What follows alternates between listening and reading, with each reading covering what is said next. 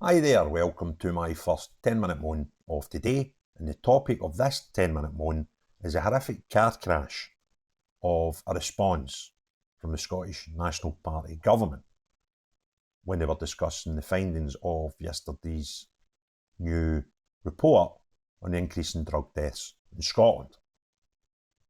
Now, I done a video yesterday about it, I'll tag it in at the end. The long and short of it is drug deaths in Scotland have increased again in the last 12 months, and we now have between 2 and 3 times more chance in Scotland of dying through drug-related overdoses. Now, the nationalists, see the cyber cult ones, the right loopy ones on social media, they've responded in the exact same manner as I told everybody they would react yesterday. And what they say is, but it's Westminster's fault because we cannot do anything about drug laws. Right, okay. Well, let's just pretend for a wee minute that's fact, right? If that is fact, and everybody in Great Britain has got the exact same laws and none of us can do anything about that, let's just take that as factual for a moment. Each area can deal with the health issues, the education issues, all these other things in society that would affect the drug deaths, because none of us can do anything about the law, right? So if we were any good or as good as the rest of the United Kingdom at any of the other things, we would have the same deaths as the rest of the United Kingdom. We don't, because we can make a complete arse of every other aspect of drugs apart from law. That's why we are 2 to 3 times worse in Scotland and people are dying. So I take complete exception to people that are cybernats that want to just say, it's Westminster's fault and we can't do anything about it. Because that is a travesty. That is a travesty in every single one of the people that died of drug overdoses in Scotland. So please take that narrative and take it out of the door, because I ain't listening. And quite frankly, it's an appalling excuse when we're talking about people's lives and families devastated when people die. Okay? So, the very, very good journalist, Peter Smith of ITV, who is a person and a man that I admire because he doesn't take an answer and accept it. He keeps asking and asking and asking until the person that refuses point blankly to answer him just looks stupid when he points out that they are not answering the question that he asks. And I wish there was more Peter Smiths in the media. And I would love to have people like Peter Smith at Holyrood, to be perfectly honest with you, because that guy would be a great politician because he smells out bullshit and he asks them some serious questions. You know, what people in Holyrood are meant to do when a government do stupid things and don't answer questions. So I would like to see people like Peter Smith in Holyrood, if that would be good, if that would be okay, come 2026. So let's just hear how Neil Gray of the Scottish National Party, newly appointed Minister for Health, how he done when Peter cornered him yesterday. I am offering hope because I believe that the investments that we're making, the programmes that we're committed to, are the right ones. First thing, he's saying that the programmes we are committed to are the right ones. What programmes? I can only see one programme, and what you're going to do is put a zone in Glasgow somewhere where people can go up and take their drugs and not get arrested. Now, there's 2 ways you can deal with that, okay? And in some places in the world it works, and in some places in the world it doesn't. Because the places in the world where it works, they have very, very good backup services at these places. So if you go in and you need to take your drugs, there are people there to give you help if you need it, i.e. offer you counselling, offering you alternatives to taking drugs, offering you rehab, things like that, right? Or there's other places in the world that have these types of places and they give no positive impact at all to the drug abuse, because what these places do is they basically have somebody in the door to let you in and somebody in the door to let you out. Guess what one we're going to end up in Glasgow? And how can I say that? Because it's the SNP that will run it, right? They'll have the one where they go, there you go, there's a building, look what we've done, we've ticked another box, and we'll wait for another 5 years to see if it's successful or not. And it will fail, because we will not put the right people into these buildings to actually make a difference. We will have the building and tell everybody, there you go, we've invested in a building to let people take more drugs. That's what you're going to do. You will. Watch my words. So, what else did you say in this interview?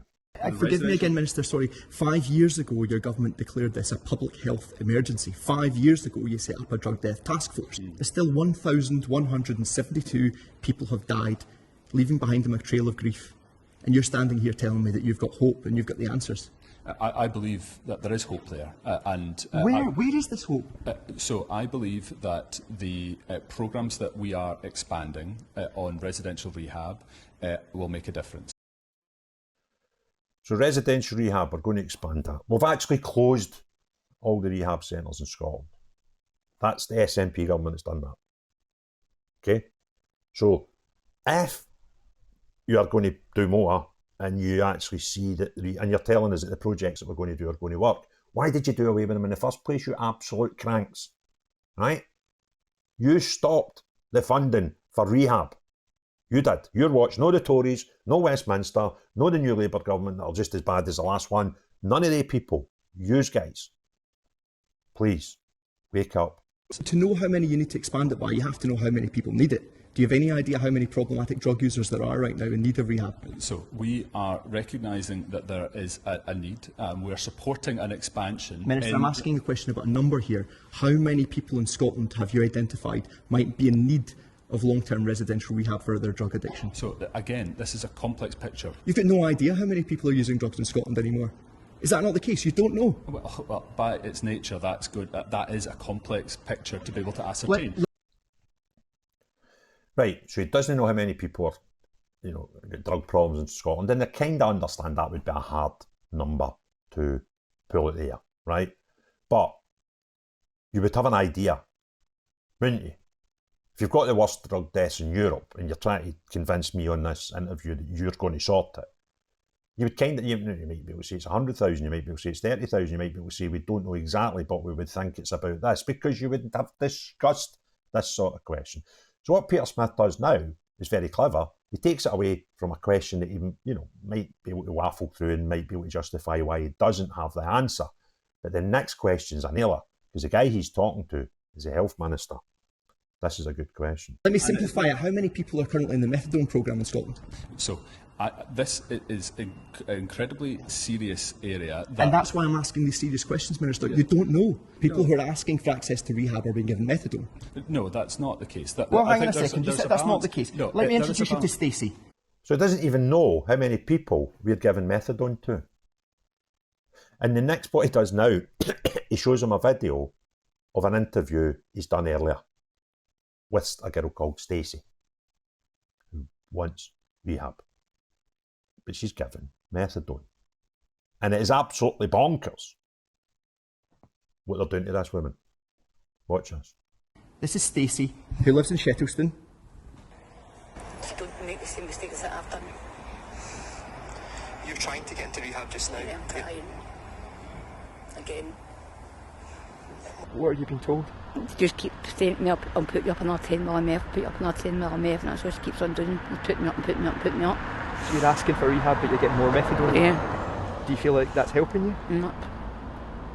And methadone only helps for smack. But it's not heroin that you're taking, it's cocaine? No, it's cocaine.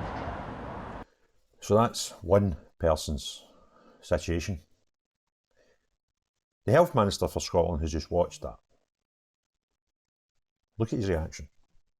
Is this now the single biggest policy failure and the deadliest since devolution? So I accept that the situation that we're facing in terms of drug dependency deaths is hugely concerning. It's more than that. It is a tragedy. But there's just no acceptance that this problem is caused by the SNP, and there's no acceptance even by the cult members that follow the SNP that this problem has been caused by the SNP, because as I said at the start of the video, They tell you, we can't touch drug laws.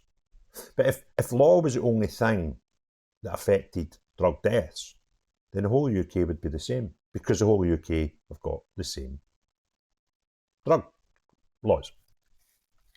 The reality is each area is able to deal with things totally different. And if you watch the video I done yesterday, I'll put it up here at the end. This one, you take Newcastle and Scotland, Newcastle and Glasgow, demographically almost identical. Yet you're 3-4 times more likely to die in Glasgow once you've presented yourself as someone with a drug problem in Glasgow than you do in Newcastle. Because in Glasgow, we give you methadone, as Stacey's just described. But in Newcastle, they give you therapy and rehab if you need it and want it, unless people die. So I ain't listening to the bollocks about law anymore, and nobody should, because it's just an excuse for an incapable Scottish Government and how they've created the number of deaths. It doesn't matter what they've done, there will be some people who die of drugs. We have to unfortunately accept that. But we have the worst in not only the United Kingdom, but we have the worst in Europe. And the government in control of that, and it can really affect that, don't accept any blame, nor do their cult following, and I've had enough. So I'm going to finish this video with the full interview that Stacey gave, not just the wee edited bit in the previous video. And this is a woman who wants help. And this is a woman that's given something that's meant to help her, that is just keeping her on a different drug. And this is really sad, because this is Scotland. Just don't make the same mistakes that I've done. You're trying to get into rehab just now. Yeah, I'm trying. Again. What are you being told? Just keep saying to me, I'll put you up another 10 mil of meth, put you up another 10 mil of meth, and that's what she keeps on doing. She's putting me up and putting me up and putting me up. So you're asking for rehab, but you're getting more methadone? Yeah. Do you feel like that's helping you? Nope. And methadone only helps her. It's mad. But it's not heroin that you're taking, it's cocaine? No, it's cocaine.